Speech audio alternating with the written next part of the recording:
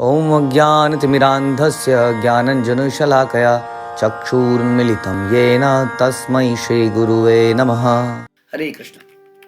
भगवद गीता अध्याय 11वां और श्लोक संख्या 12। दिवि सूर्यः सहस्रस्य भवेत युगपता उत्थितः यदि भासदृशी सा स्यात् भासा तस्य महात्मनः। यदि आकाश में हजारों सूर्य एक साथ उदय हो तो उनका प्रकाश शायद परम पुरुष के इस विश्व रूप के तेज की समता कर सके। तो बहुत सारी चीजें से दिमाग में आती हैं।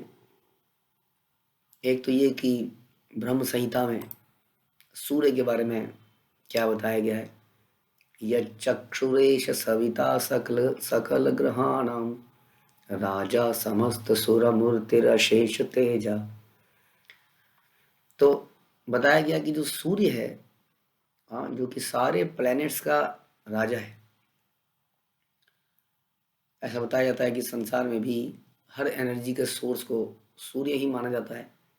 सारे ताप का सोर्स जो है सूर्य है। सूर्य की ऊर्जा ही हर पेड़ में पौधे में छुपी हुई है, जिसमें हम आग लगाने पर उसमें अग्नि प्रज्वलित हो जाती है। उसी एनर्जी को हर किसी ने छुपाया हुआ है सूर्य के कारण। तो इतनी एनर्जी है सूर्य के अंदर कि वो आप देखते हैं कि रात को हम लोग कितनी लाइट जलाते हैं लेकिन उतना उजाला फिर भी नहीं हो पाता है। लेकिन सूर्य अभी हल्का सा ही आता है मॉर्निंग में, उदय भी नहीं होता है पूरी तरीके से, उसी से चारों तरफ उजाला हो जाता है। तो कितना ऊष्मा, कितना प्रकाश इस एक सूर्य से निकलता है। इसलिए इसको सबका राजा माना जाता है और सारे प्लैनेट सूर्य के इर्द गिर्द घूमते हैं।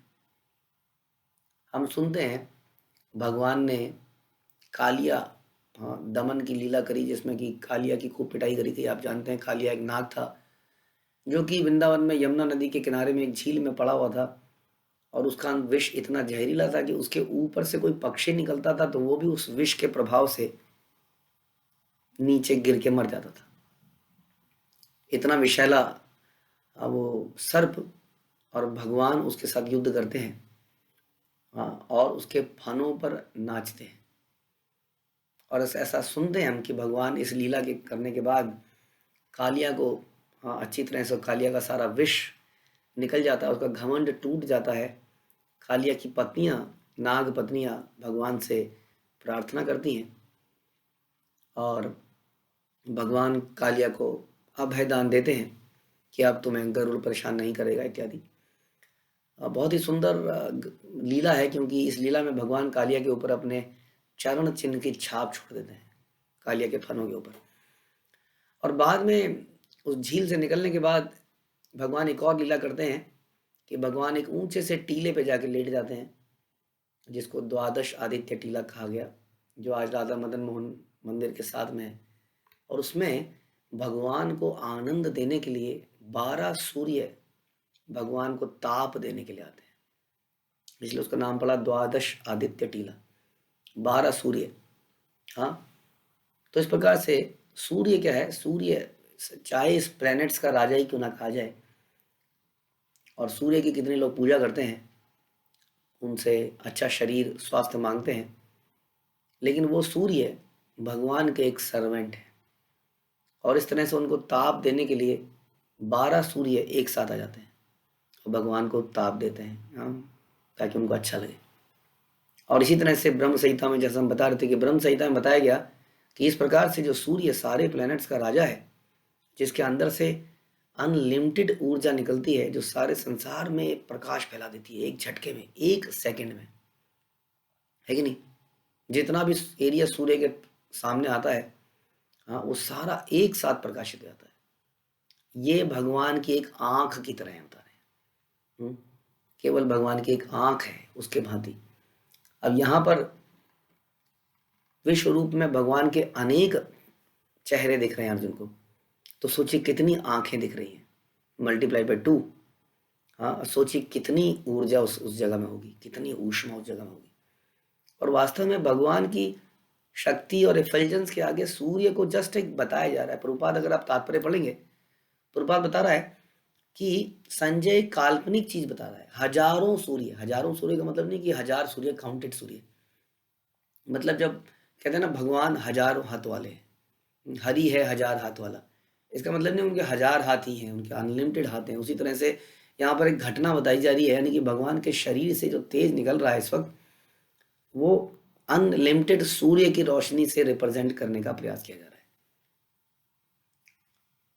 और वास्तव में बहुत सारे योगी संसार में भगवान की ब्रह्म ज्योति से मिलन करना चाहते हैं, उसी में खो जाना चाहते हैं, क्योंकि ऐसा हम सुनते हैं इस भौतिक जगत के बियॉन्ड आध्यात्मिक जगत है। उस आध्यात्मिक जगत की शुरुआत होती है ब्रह्म ज्योति से, जो कि भगवान के शरीर का तेज है। और वो तेज जो है इतना अधिक है कि उस तेज के बियॉन्ड कुछ चीज नहीं दिखती। जैसा हम जिक्र कर रहे थे कि ईशोपनिषद में एक भक्त प्रार्थना करता है कि भगवान अपने इस तेज को हटाइए ताकि मैं आपके सुंदर मुख को देख पाऊँ। तो इतना तेज है कि उसके बियॉन्ड कुछ दिखता नहीं है। हाँ, लेकिन ये बहुत ही ये भी मन को हरने वाला तेज है। जैसे सूर्य के तेज में तो फिर भी हमें ताप लगती है, देख नहीं पाते हैं। हाँ, लेकिन ये जो ब्रह्म ज्योति का तेज है इतना मधुर है कि कई लोग उसी में रमण करना चाहते हैं, जो कि बहुत उच्च स्थिति नहीं है, क्योंकि ये तो भगवान के शरीर का केवल तेज है। हाँ, इसके आगे यदि हम जाएं वैकुंठ लोक में तो कितना सुंदर होगा, और भगवान के दर्शन साक्षात कितने सुंदर होंगे। लेकिन कई लोग यहीं पर अटक जाते हैं इसी तेज के अंदर। तो यहाँ पर इस वक्त ऐसा लग रहा है कि हजारों सूर्य एक साथ उदय हो गए हों, इतना प्रकाश इस जगह पर हो गया है। तो हम ये चर्चा कर रहे हैं कि इसमें कोई बड़ी बात नहीं है, क्योंकि पहली बात तो हजार अपने आप में एक इनकरेक्ट वर्ड है, जस्ट एक रिप्रेजेंटेशन है कि कितनी ऊष्मा वहाँ पर है। दूसरी बात, सूर्य भगवान की एक आँख की तरह बताया गया। हाँ, केवल। तीसरी बात, ये भी एक मात्र एक रिप्रेजेंटेशन है। भगवान के शरीर के ब्रह्म ज्योति तो अनेकों अनेकों सूर्यों से भी ज़्यादा है, बेहतर है, अच्छी है।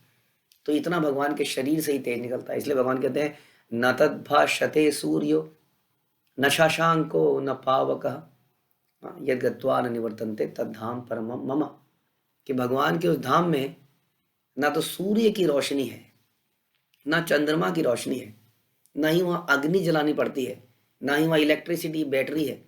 वहाँ भगवान के शरीर का जो तेज है उसी से चारों तरफ चमक रहती है, उजाला रहता है। ऐसा भगवान का धाम है, और वहाँ जाकर कोई वापस नहीं आता। तो इसलिए हजारों सूर्य भी एक साथ उदय हो जाएं तो उस जगह को रिप्रेजेंट नहीं कर सकते जैसी ज्योति, जैसी तेज उस जगह में हो गया था। और ये सारी घटना कौन देख रहे हैं यहाँ पर? व्यासदेव उसको देख कर बता रहे हैं, और धृतराष्ट्र इसको केवल इमेजिन कर सकते हैं। और व्यास भी जितना उनके समझ में आ पा रहा है उतना ही बता पा रहे हैं। और फिर कहते हैं तत्रैकस्तम जगत कृस्तनम कृत्सनम प्रविभक्तम अनेकधा अपश्यत देवदेवस्य शरीरे पांडव तदा। उस समय भगवान जो है, अर्जुन भगवान के विश्व रूप में एक ही स्थान पर स्थित हजारों भागों में विभक्त ब्रह्मांड के अनंत अंशों को देख सका।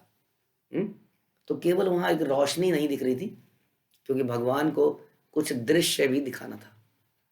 जैसा अभी हमने चर्चा करी, यदि योगी लोग ब्रह्म ज्योति में पहुंच भी जाते हैं तो ब्रह्म ज्योति में कुछ देख नहीं पाते। भगवान के शरीर से निकली इस कांति में उनकी आंखें चुंधिया रह जाती हैं, देख नहीं पाते कुछ। लेकिन यहाँ पर करोड़ों कह लीजिए सूर्य की रोशनी के अंदर भी अर्जुन को कुछ दृश्य दिख रहा है, क्योंकि भगवान की ऐसी इच्छा थी कि अर्जुन देख पाए। और भगवान की इच्छा के बिना कोई भगवान को देख नहीं सकता है, भगवान की इच्छा के बिना कोई भगवान को समझ नहीं सकता है। अर्जुन के ऊपर विशेष कृपा थी, तो अर्जुन जो है क्या देख पाए? अर्जुन एक ही जगह पर बैठे बैठे, प्रभुपाद कह रहे हैं यहाँ पर अर्जुन भी अपने रथ पर बैठे हैं, कृष्ण भी रथ पर बैठे हैं, और उसी रथ में बैठे अर्जुन जो है एक ही स्थान पर हजारों भागों में विभक्त ब्रह्मांड के अनंत अंशों को देख सका। तो ब्रह्मांड के अनंत अंश हैं और अनंत ब्रह्मांड है वास्तव में। ये हम शास्त्रों में सुनते हैं, भागवतम में पढ़ पाते हैं, और ये हमारे साइंटिस्ट भी आज की डेट में बोलते हैं कि अनेक गैलेक्सीज हैं। उन सब को अलग अलग और उनके अंदर की डिटेलिंग भी अर्जुन देख सका। पर बात कह रहे हैं कि तत्र शब्द यहाँ बड़ा इंपॉर्टेंट है, क्योंकि इससे सूचित होता है कि अर्जुन ने विश्व रूप देखा। उस समय अर्जुन तथा कृष्ण दोनों रथ पर थे। युद्ध भूमि के अन्य लोग भी इस रूप को नहीं देख पाए। किसी को पता नहीं चल रहा था कि क्या चल रहा है अर्जुन और कृष्ण के बीच में, जबकि अर्जुन को वहां पर एक अनलिमिटेड रूप दिख रहा है, अनलिमिटेड लाइट दिख रही है। सोचिए वहां पे खड़े बाकी आदमियों को कुछ नहीं दिख रहा है। हाँ, कुछ नहीं दिख रहा है। जैसे कि मेरे घर में यदि मैंने एंटीना लगा रखा है किसी डिश टेलीविज़न का, हाँ, तो मेरे घर में मुझे सब कुछ दिख रहा है मेरे टेलीविज़न के आगे। लेकिन साथ ही में दूसरा घर है जिसका एंटीना खराब हो गया है, उसको अपने टीवी में केवल मच्छर दिख रहे हैं माना। कुछ नहीं दिख रहा उसको। इसका मतलब जब तक फ्रीक्वेंसी मैच नहीं होती है, हाँ, हमारा दर्शन अधूरा रह जाता है, हम देख नहीं पाते। तो ये फ्रीक्वेंसी है, ये फ्रीक्वेंसी मैच होती है गुरु के माध्यम से। हम वो बताते हैं कि कैसे शास्त्रों के द्वारा देखना है, और फिर भगवान की कृपा होती है, भगवान उस फ्रीक्वेंसी को मैच करके अपना दर्शन दे देते हैं। तो जहाँ अर्जुन को सब कुछ दिख रहा है, इतना कुछ दिख रहा है, वहाँ खड़े बाकी लोगों को कुछ भी नहीं दिख रहा है। बताने पर बात, उनको पता ही नहीं चल रहा है कि दोनों के बीच में चल क्या रहा है। क्योंकि अर्जुन को दिव्य दृष्टि प्रदान की गई थी। वह कृष्ण के शरीर में हजारों लोग को देख सका। जैसे कि वैदिक शास्त्रों से पता चलता है कि ब्रह्मांड अनेक हैं और लोग भी अनेक हैं। इनमें से कुछ मिट्टी के बने हैं, कुछ सोने के बने हैं, कुछ रत्नों के बने हैं, कुछ बहुत बड़े हैं, कुछ थोड़े ज़्यादा बड़े नहीं हैं। और ये सारे दर्शन अर्जुन एक ही जगह पर बैठ के देख रहा है।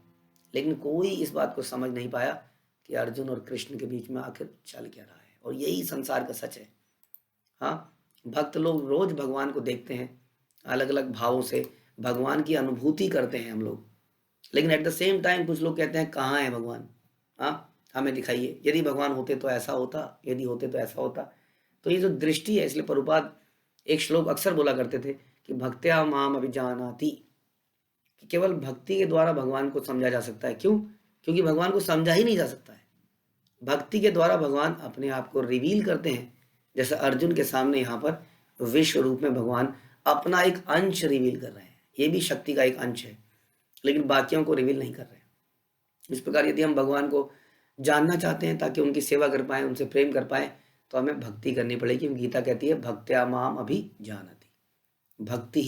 भक्ति के द्वारा ही मुझे जाना जा सकता है, क्योंकि मैं असीमित हूँ। जैसे कि इस विश्व रूप चैप्टर में खास तौर पर हमें दिख रहा है कि भगवान असीमित है, वो बियॉन्ड। उनका एक नाम है अधोक्षज, यानी कि वो हमारी इंद्रियों से परे है। इंद्रियों के माध्यम से, इन नेत्रों से, इस दिमाग से, इन कानों से हम उन तक नहीं पहुंच सकते। उसके लिए हमें शरणागति होना पड़ेगा अर्जुन की तरह, और तब भगवान अपना रूप हमारे सामने प्रस्तुत करेंगे और हमारा जीवन भी धन्य हो जाएगा। हरे कृष्णा। श्रील प्रभुपाद की जय। भगवद गीता की जय।